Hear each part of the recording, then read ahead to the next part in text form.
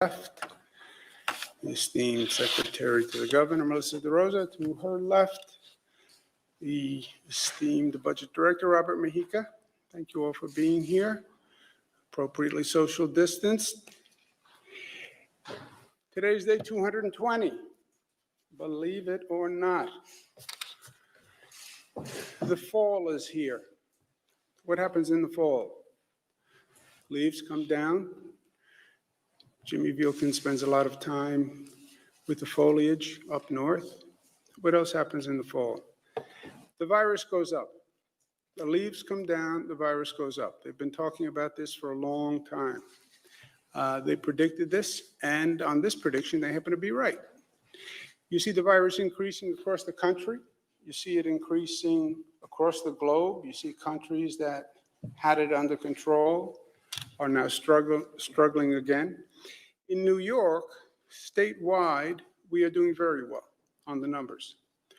We have what I call a COVID cluster problem. But a cluster problem is serious because a cluster problem can grow. The virus spreads in mass gatherings. We know this from our own experience, from what we've seen, and from what every expert tells us, right?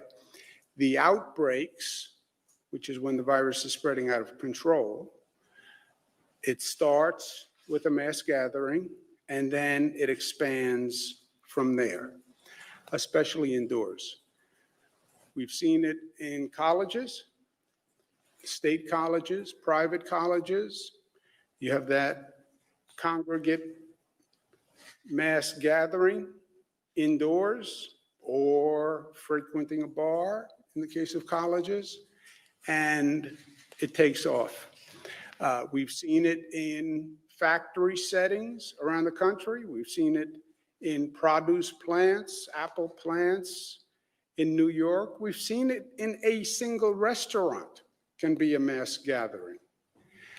We've seen it at July 4th parties. We've seen it at Labor Day parties. We've seen it in the Rose Garden. That was a mass gathering, outdoor, by the way, and we've seen it. You see that growing list of all the people who were infected from that mass gathering. We see it in places of worship. We've seen one church infect people. We've seen synagogues infect people. We've seen mosques infect people. We had the first hotspot cluster in the United States of America, New Rochelle, a super spreader who attended a temple service and then attended a wedding, and that was it. We were off to the races. So it's to be taken very seriously. A mass gathering causes infections. Infections cause a cluster causes community spread. That is the natural evolution of things unless we intervene and we stop the cycle. If you just let the cycle run, that is what's going to happen. We see clusters now across the state, colleges upstate. We have a cluster in Binghamton, Orange, Rockland, Queens, Brooklyn, Nassau. The cluster is just that. It's a cluster of cases, a high density of cases. And it seeps, it grows from that cluster almost in concentric circles. You drop a pebble into the pond. Pebble goes in, then there's one ring, two rings, three rings, and the rings continue across the pond. That's how the virus spreads. When you see the cluster, you have to stop it at that point. What's our strategy?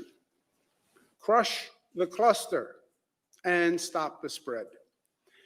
And we're announcing a special initiative to do just that, the Cluster Action Initiative. Catchy name. Step one, you take the most dramatic action within the cluster itself, where you have the highest density of cases. Understanding that the people in that cluster interface with the surrounding communities, take additional action in the communities surrounding the cluster, and then on a precautionary measure, take action in the communities that are outlying that area, right? So 3 steps. First, identify the cluster. You can identify the cluster because we do so much testing and we have so much data. We can tell you where there is a cluster by the actual number of cases. We have the addresses of people who are COVID positive. So we have mapping software where you can see exactly where the cluster is. That's the highest density of cases. That's where you have to take the most dramatic action. The surrounding area is where that cluster is going to seep. Why? Because that's where people interact in the grocery store. That's where they interact at the bus stop. That's where they interact in the local recreational areas. So cluster, the area around the cluster, and then as a precautionary measure, the area around that. That's how you attack a cluster. Most intense action on the cluster itself, and then precautionary action as you pull back. Clusters, all of these areas, you can look at them exactly by the cases. It's not by zip code, it's not by census tract, it's not by any political metric, it's only by the number of cases. So for example, Brooklyn, New York, we have one area, and this is an actual map of Brooklyn. The cluster is the red area. That is the area this is basically South Brooklyn, that has the highest number of cases by actual data. The surrounding area, orange, if that's really orange, it's more like a brownish, but that is the second ring, right? That's the warning area, because the people who are in that cluster, they're going to the same store, they're going to the same church, they're going to the same bus stop as people in that surrounding area, right? There are no walls here. The third area is the yellowish area around the perimeter, from that line, straight line down. That we call a precautionary area, okay? Because they may very well also be coming in contact with the people in the cluster.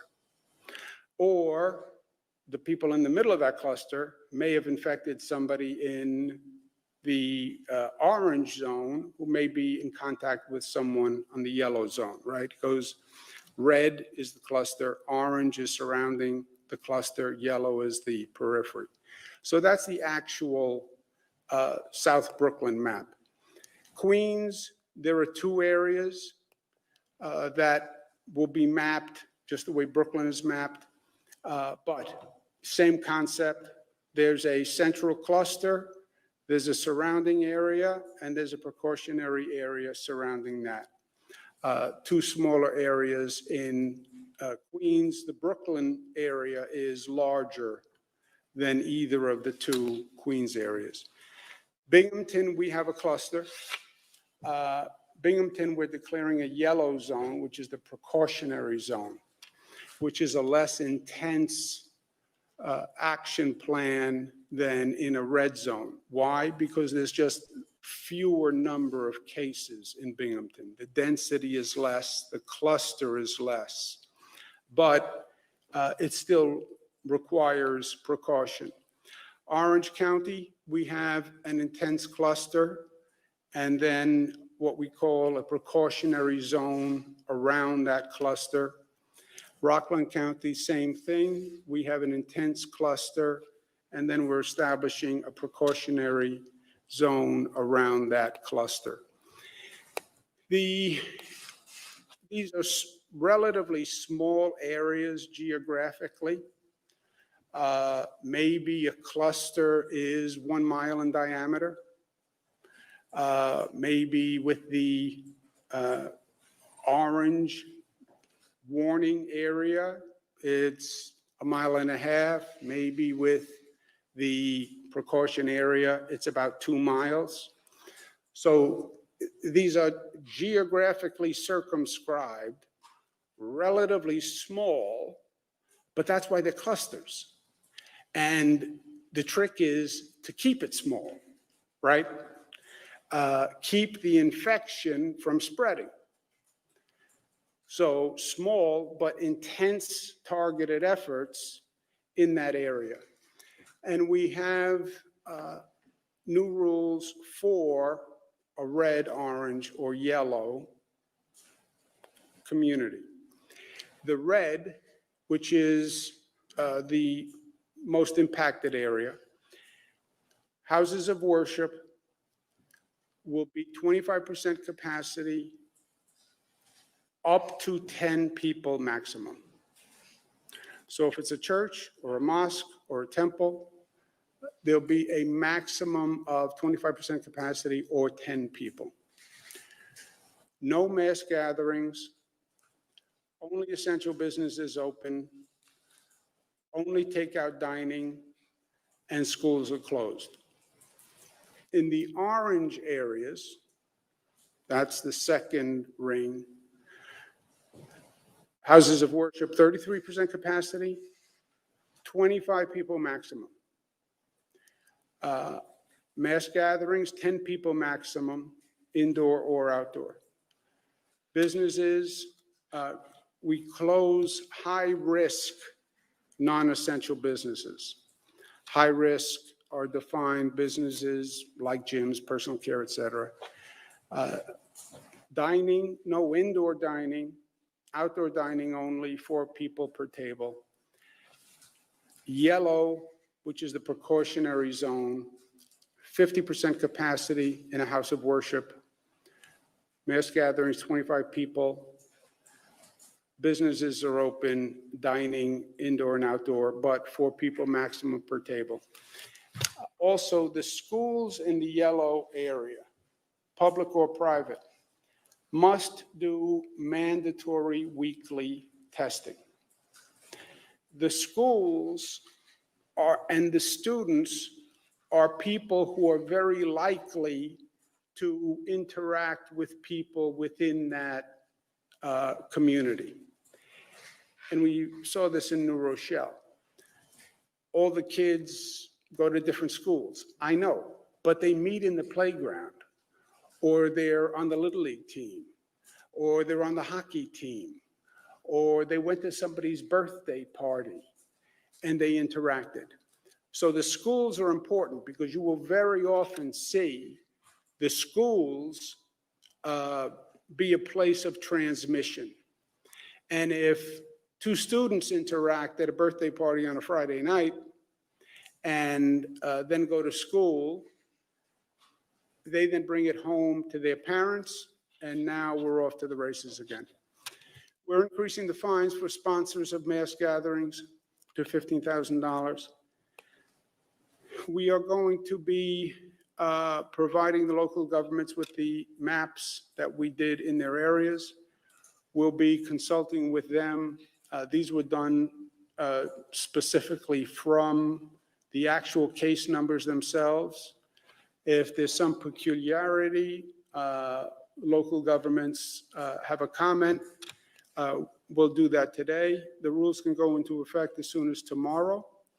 That's up to the local government, but no later than Friday. If a local government says we want time to get adjusted, fine. Today is Tuesday, get adjusted, but no later than Friday. Testing for schools in the yellow zone starts next week. And I am more and more concerned about schools, the more experience we have. And the more we get into this, the more important I think it is that schools do random testing. Well, students are young and they're resilient. First of all, we don't really know that. What do we know about this virus? And not only do you have young people in schools, you have teachers. And we all think we're young. I think I'm young. But you have teachers. And I want to make sure we're protecting all lives. So the schools in those yellow zones must do weekly testing. The Department of Health will set a sample number. We want to make sure it's statistically representative, and they'll set that sample by Friday. If a school needs additional testing equipment, they should contact us. We can help them. If they want to do pool testing, they should contact us. We can help them. These rules will be in effect for 14 days, and then we'll see where we are, and we'll see the numbers, and we'll adjust from there. We've gone through this evolving situation with some of the best people on the globe who've been advising us, and I want to thank them very much for their help.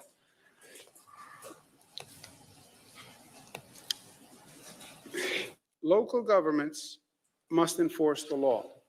I know I've said this several times, but we can sit here all day long and come up with laws and rules. They are only as good as their enforcement. And a lack of enforcement has contributed to this problem. There is no one who can say they didn't see this coming. We've had concerts in the Hamptons that should have never happened. We've had bars that have attracted crowds over and over again that should have never happened. We've had college parties that have often happened off-site that should have never happened. We have had religious gatherings that have been circulated on social media for weeks, and action was not taken. There can be no surprise.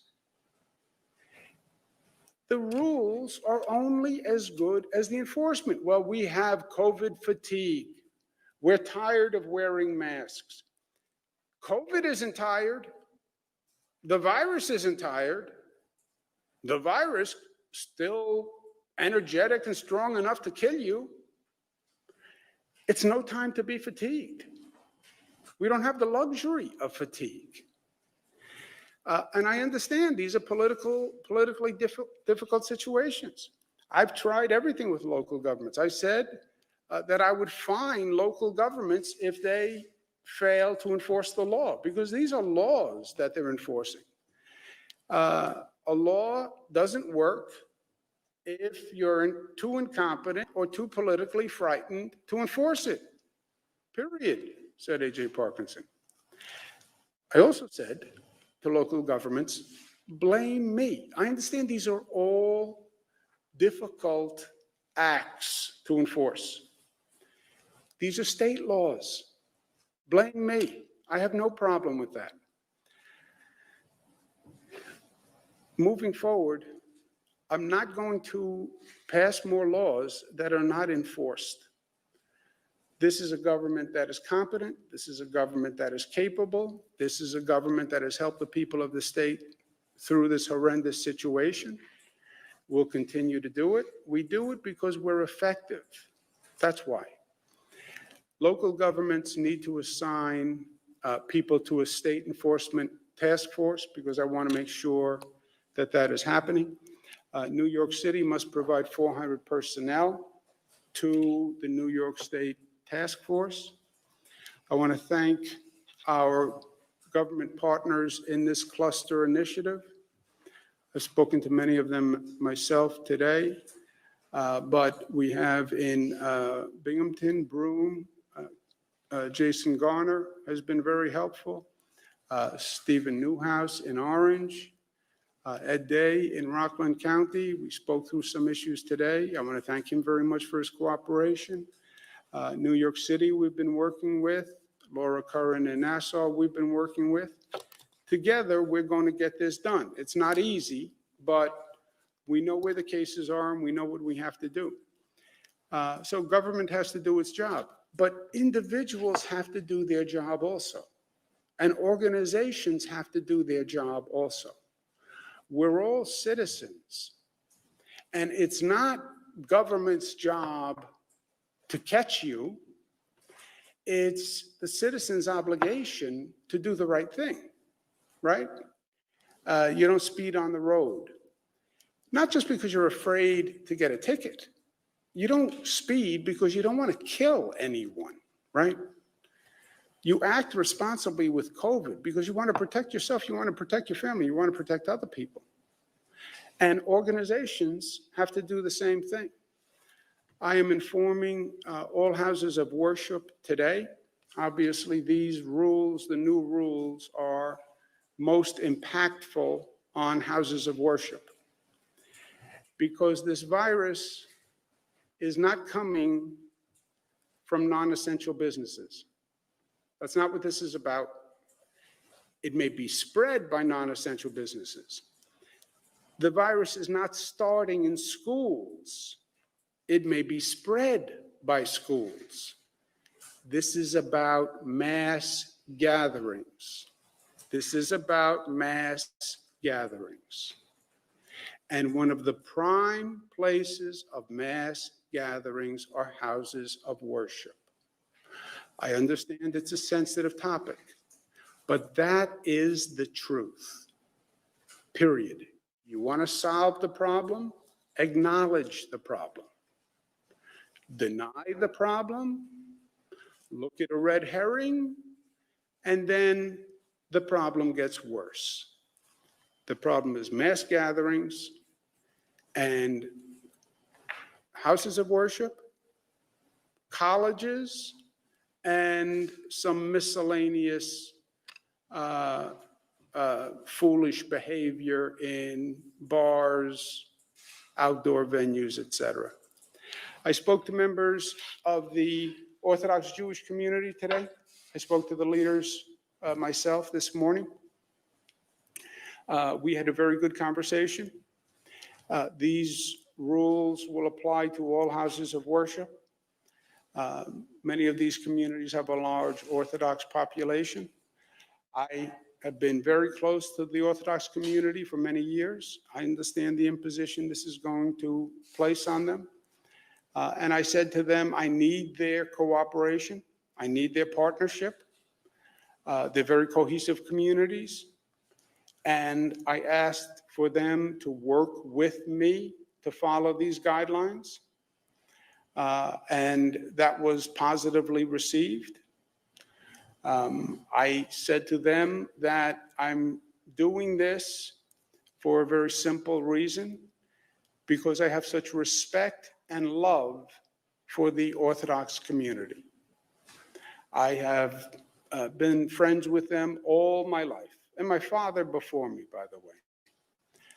We go way back, and it's out of respect and it's out of love, and it's because I want to protect them. In Jewish teaching, one of the most precious principles is saving a life, to save a life. The Torah speaks about how certain religious obligations can be excused if you are going to save a life. This is about saving a life. That's what this is. No large gatherings in synagogues, to save a life. You look at where the infection rate is. You look at those clusters. People will die in those clusters. And this is about protecting people and saving lives. And I felt very good about my conversation with the Orthodox community. And I thank them for their help and their cooperation. Seasons change, circumstances change, and we change with it. That's what we do. This is not a New York State phenomenon. You look at what's happening even in our region of the country. New York is about 1.2, Pennsylvania is up at about 8%, New Jersey is about 2.4, Connecticut, which God bless Governor Ned Lamont, has always had a lower incident rate than we have. But there are still facts in life, okay? 1 and 1 equals 2. Night follows day. The world is round. These are facts, okay? There's another fact. If the rules are not complied with and enforcement is not done, then the infection rate will increase. If the infection rate increases, we will be forced to close down. We know that. We've been here. This is deja vu. So let's do what we have to do in these clusters. Let's save lives, and let's continue the economic advancement that we're making. Today's specific numbers, top 20 zip codes, we're doing two types of testing now. We're testing in the hotspots, and then we're doing the normal testing statewide. In the testing just in the hotspots, the infection rate is about 5.5. Statewide, the testing is about 1.2. If you roll the hotspots into the state numbers, which now oversamples the hotspots, you're at 1.4%. 9 New Yorkers passed away. They're in our thoughts and prayers. 705 hospitalized, ICU 158, intubation 72. We're going to do this. We've done it all along because we are New York tough, smart, united, disciplined, loving. Last point is I'd like to make a comment about the president, what he's been saying. We wished him well when we heard about his diagnosis with COVID. And we wish the First Lady well, and we sent them a great New York special care package. And I hope he's back to 100% as quickly as possible. I think the president has an opportunity that he is missing, and I think he has an opportunity to do a public service, and I think he's right now doing a public disservice.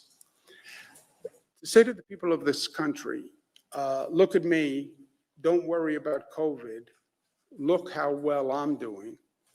First of all, this is a funny disease. We hope you're doing well, but the disease still hasn't run its course, and it's a little premature to say, I'm doing great, right?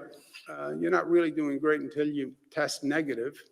And then, by the way, there are people who test negative and have consequences that continue for weeks and months and months. This is a frightening virus. But the president is not analogous to the average person in this country, right? The average person gets COVID. They don't get flown by helicopter to Walter Reed Hospital and have a team of 20 doctors, millions of dollars of medical talent attend to their needs, receive experimental drugs that haven't been available to the public and are administered just to the president under compassionate care, right? So there's no analogy there. From a public service point of view, 210,000 people died. More people die in this country than countries around the world that were doing much worse than we were. From a public service point of view, don't be afraid of COVID. No, be afraid of COVID. It can kill you. Don't be cavalier. This is just more denial. This is where it started. And you know, the president, God bless him, he tells you where he's going. We know that when COVID started, he knew how bad it was going to be, and he just lied about it. We know that he had the White House memo done by Peter Navarro that said millions of people could get infected, and he just lied about it. Woodward's book, he actually has him on tape saying, I know how bad it's going to be, but I don't want to tell the American people. Yeah, that cost this nation, and that confusion cost this nation many unnecessary lives and expense and pain and hardship. I was saying at that time, take it seriously. The president was saying when it started, it's a hoax. It'll be gone by Easter. It's going to disappear like a miracle. Yeah, none of that was true. None of it was true. He knew it wasn't true. And it's not true now to say, don't be afraid of COVID. Denial doesn't work. It never does in life. It never does. I don't have a drinking problem. I don't have a substance abuse problem. I don't have a gambling problem. Denial never works. Acknowledge the problem. It's a frightening virus. Be smart, be careful. Don't hide under your bed. We're reopening. Go about your business, but do it smartly. And that's what the president should be saying.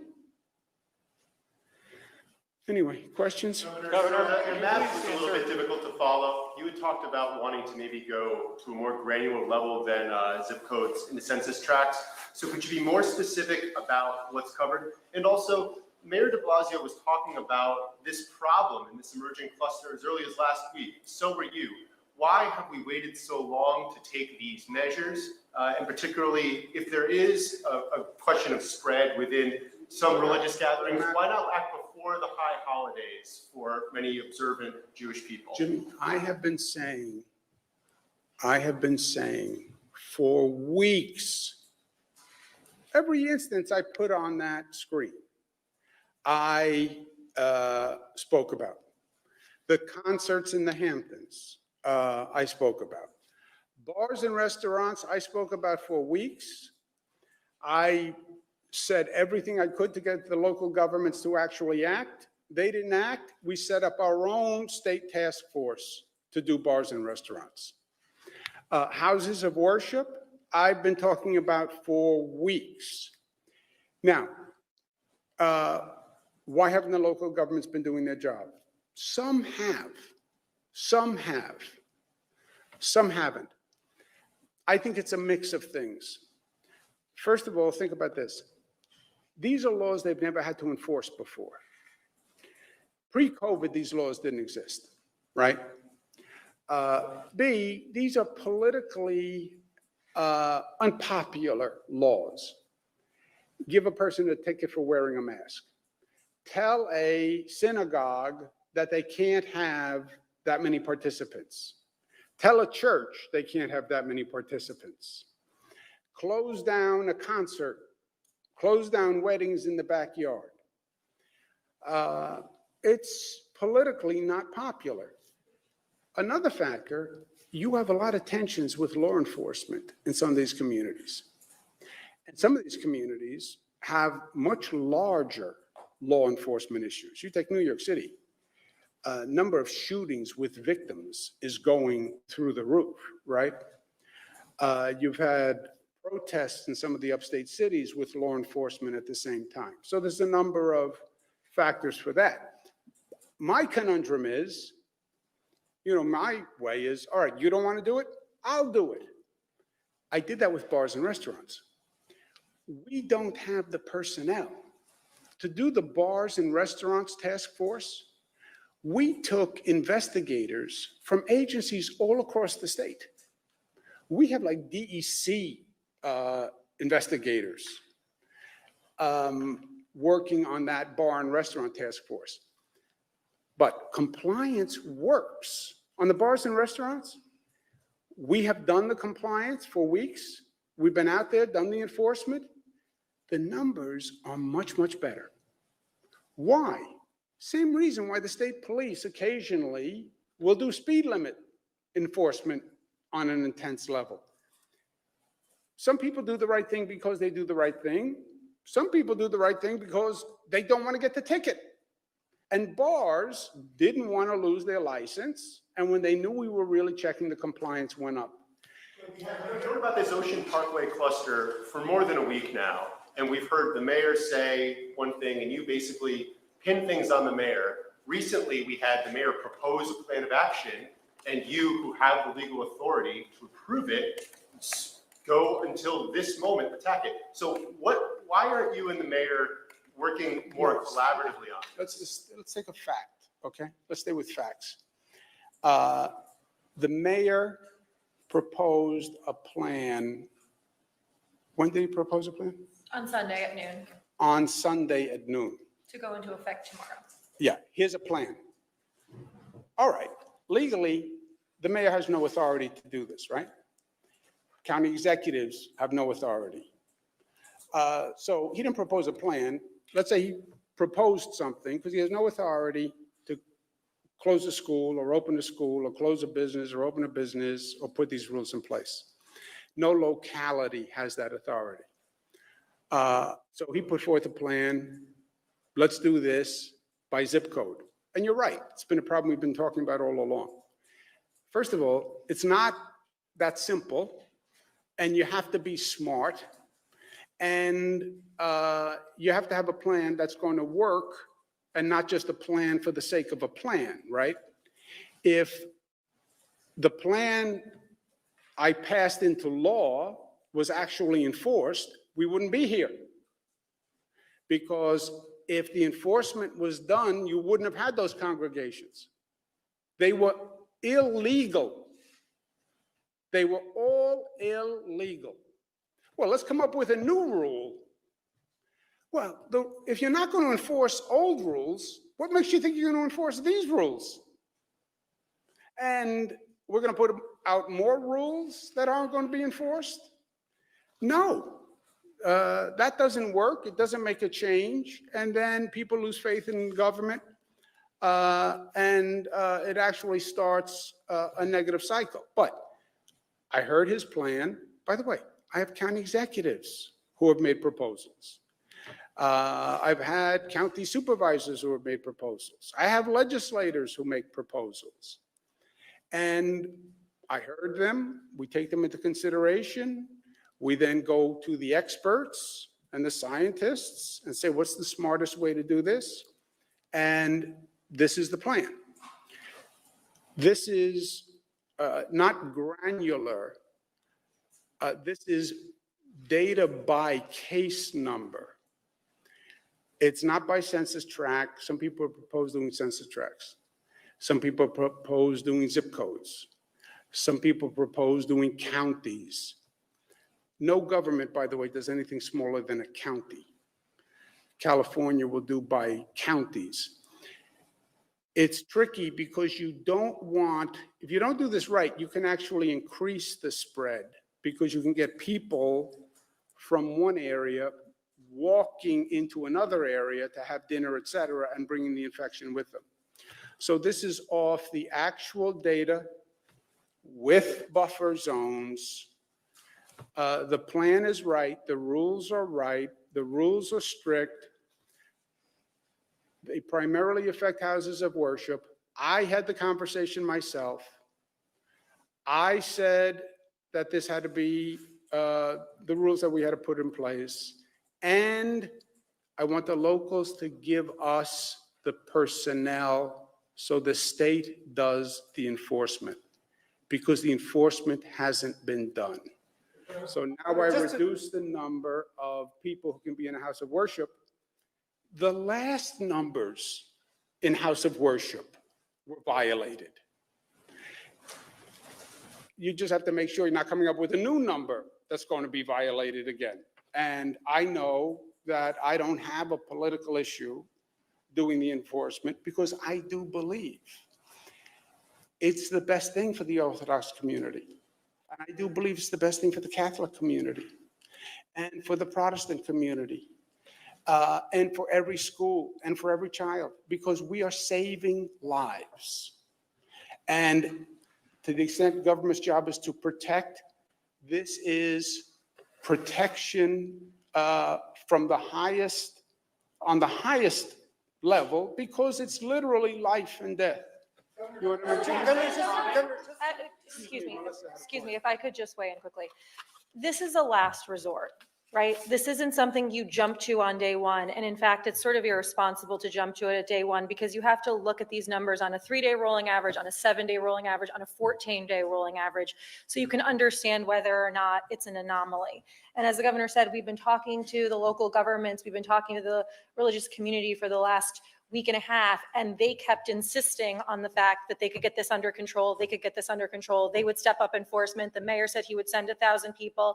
What did it yield? 26 violations with 1,000 people, while pictures are appearing on social media of mass gatherings that are thousands and thousands of people big. So this was the last resort. I think we're being more aggressive than any state in the country on how we're doing this. We consulted with the best minds in the country on the best strategic approach to do this so that we don't make a situation worse and send the message that this is the way it's going to get done. So moving forward, everyone understands that we are as serious as a heart attack, and they take that into consideration with their personal behavior.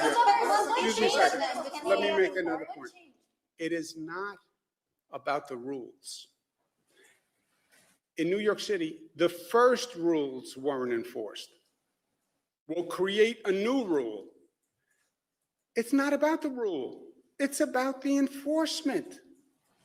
Because you didn't enforce the first rule. I come up with a second rule. If you don't enforce it, we're right back where we started. What's the difference? Now we reduce the number of people in the house of worship. House of worship wasn't supposed to have more than 50 people. They've had hundreds and hundreds for weeks. Why? Because it wasn't enforced. So now we go from 50 to 10. Look, unless it's enforced, you'll still have hundreds of people. It's all about the enforcement.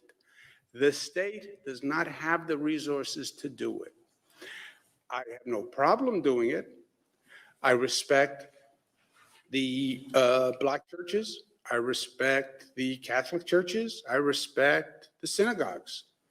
I have no problem politically enforcing it.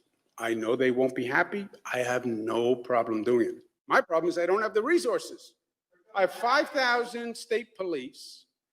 There are 35,000 NYPD.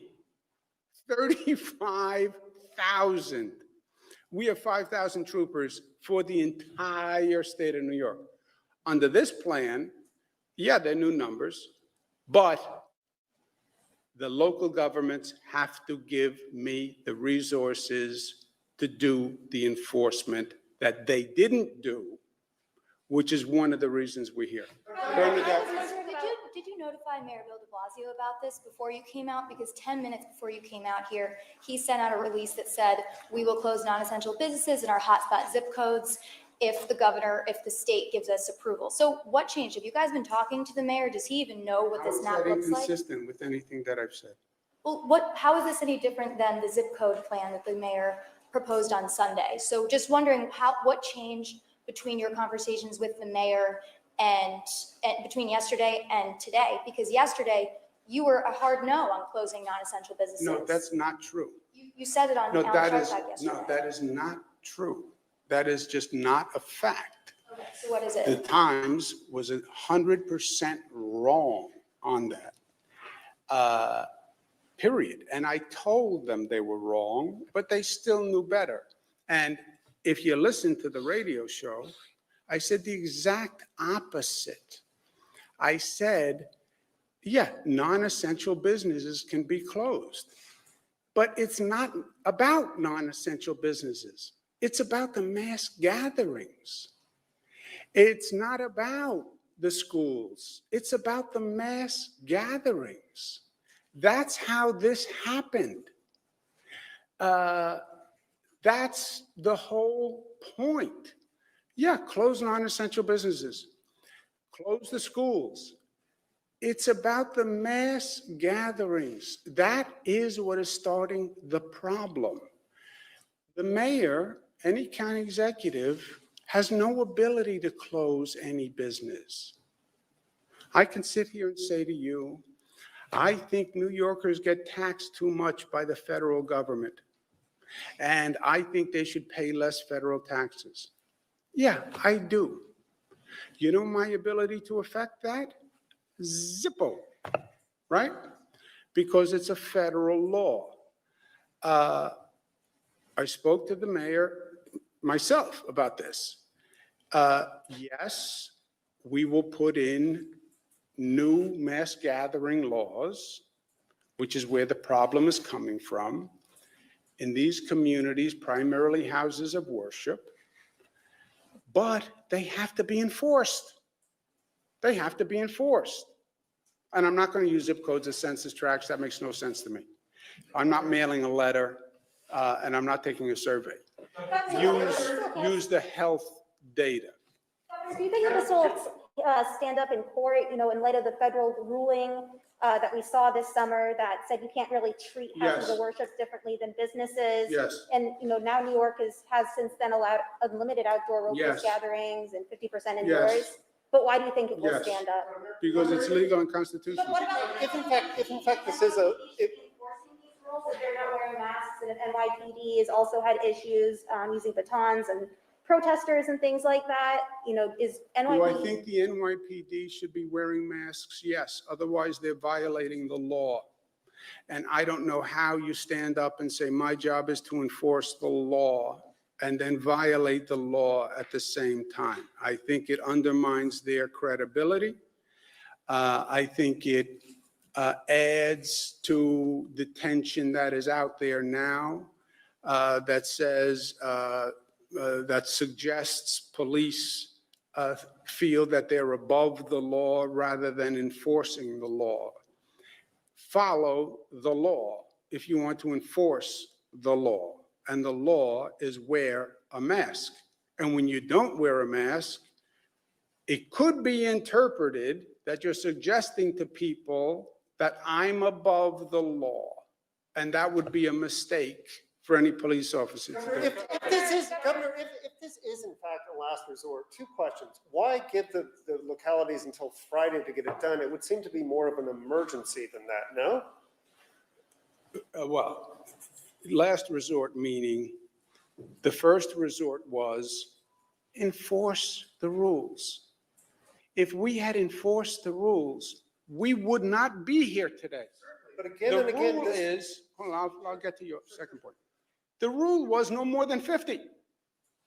That was the rule. again and again, we've seen this virus that a day can make a huge amount of difference, 2 days. So why give them 3 days to come down If with they the rules? can, I said, if you can do it tomorrow, do it tomorrow. And then secondarily, how are you going to let people know where the boundaries of these areas Well, are? that's why they're going to say, that's why they may say, I can't do it tomorrow because I have to notify businesses of these rules. So I want to take a day or 2 or 3 to notify businesses of the rules. I will say, I think you should do it as soon as possible. They'll say what you just said. I have to notify businesses of the rules, and that's going to take me a day, 2 or 3 days. And I leave that up to them. So they can do it tomorrow or Thursday, but they have to get it done on Friday. Doesn't that timing worry you? I mean, that's 72 hours with a virus that is spreading. Yes, I would like to see them do it tomorrow. But what they may make your point that you just raised. I have to notify the businesses so they know what the rule is, so they can follow the rule. And I have to tell them the rules before I can enforce the rules. And how will that notification happen? It depends on the local government. Some areas, it's relatively simple. New York City, it's more complicated. But they have to figure out how to notify the businesses of those 3 sets of rules in those 3 zones, right? Can you put back the bar chart, please, with the red, yellow, green? They have to notify the businesses. It's less a people issue. It's not like you have to notify them because they're really business rules. And they have ways of communicating with businesses. But houses of worship, by the way, I basically communicated to the houses of worship myself directly, but houses of worship have to be notified. And then it's businesses and restaurants have to be notified. The New York court system recently announced that Governor, with the police. the New York court system recently announced that they are forcing out off of the bench dozens of older judges due to a $3 million budget cut or $300 million budget cut. Do you think that the court system is acting too soon with those cuts, given the question of federal aid is still up in the air? I am not familiar enough with what they're doing to give you a response. So let me take a look. Let's take one more. Yes. Governor, I've been speaking a lot with the law enforcement here in Albany, and, they're overwhelmed with the spike in crime that we've seen with the shootings and a lot of violent crime here. The law enforcement officers are telling me they don't feel support from you, from the Albany mayor, with this violence that they've seen, and now they're being charged with also enforcing this cluster ordinance. So what is your response to the police that say they don't feel the support? I mean, they say that they're already having a hard enough time with the bail reform legislation that passed in January. They feel that rollbacks need to be made to that legislation. They have this huge spike in violence, and then now they're supposed to enforce these rules. Have you been sitting down with police, and what is your response to their concerns? These rules are primarily enforced by Department of Health officials. Beyond the police department, they're Department of Health officials from the city, from the county, from the state, because these are health orders. So that's who's doing this enforcement and will be doing the enforcement. Well, can you answer the question on the violence? Because I've On Long talked Island? here in Albany, the DA, the Albany County Sheriff, the Rensselaer County Sheriff, the Saratoga County Sheriff, they've all told me that they don't feel like they're getting support from you. They are concerned about the bail reform legislation that passed and was already rolled back, and they are having a hard time with the violence in this area. So have you had meetings with the officers here? Okay, well, now you're saying something different. That's all I'm saying. Before you said, how do I expect them to enforce these rules, the police, when they're doing so many things? The answer to that is Department of Health primarily enforces these rules. So they're not Department of Health, they're Albany Police, right? So that's your answer to that question. Second question is the police feel under stress with the spike in violent crime. 100% I agree with them. I am very concerned about it. I have spoken to it, and this state has taken action more aggressively than any state in the United States of America. It is the combination of the increase in crime and the tension between the community and the police, which is very real. In my lifetime, I have never seen the kind of protests and antagonism towards the police. I've never seen it. I've never seen the vitriol towards the police. It is frightening. It's disconcerting to the police. I'm sure they find it highly offensive to have themselves questioned. I don't think you should be so quick to dismiss the protesters in this and their concerns who believe you have police officers who have violated their rights. What happened to Mr. Floyd being killed by police officers was very real. And you have had a long line of people who have been killed wrongfully by police. And that is true too. And that has to be addressed. So this is not so simple, the police are right, the protesters are wrong. There's truth on both sides. This state, first state in the nation, said this has to be resolved and reconciled. Every local government, Albany, every local government, 500, that has a police department, must have a collaborative where they put all parties at the table and talk these issues through and come up with a new public safety plan that they pass by the council. So your point, the police can come and say, I'm overwhelmed and I don't like this law and I don't like this law and I don't like what we're being accused of. The community protesters can come and say, I think police have abused their authority. I think their use of force is wrong. And then it has to be resolved. And come up with a new public safety plan. Look, a lot of people say not every 911 call requires a person with a gun, right?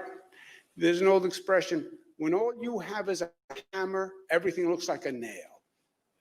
If a person is mentally ill, do you really need a police officer to go, right? If the issue is substance abuse, do you really need a police officer to respond? Shouldn't you have a capacity to send a mental health worker or a substance abuse counselor? You have 5,000 police officers. Well, they're doing public safety. Shouldn't a percentage of those 5,000 slots be for mental health and crisis intervention? That is a bona fide conversation that has to happen community by community. Because the answer in New York City is different than Albany, is different than Buffalo. Many local governments have started that conversation. Not only do they have to have the conversation, they have to reinvent their police department, pass a law reinventing it, and they have to do it by April. Or the state, they won't get state funding. That's how to resolve it. You know, there are two very strong opinions, and divorce is not an option in this case, because we need a public safety function. Foreign policies are planning fighting crime, because that's what these law enforcement officers are saying, that legislation Yeah, wasn't. well, we had that conversation last year, right? And then we reformed the law. We went all through that. Governor, do you Thank you, anticipate, guys. Thank you. Governor, do you anticipate these masks being done today? How will you know if you live in these zones if it Governor, changes? Respond to Trump and the stimulus. Governor, how concerning is the lawn parlor condition for you? You tried.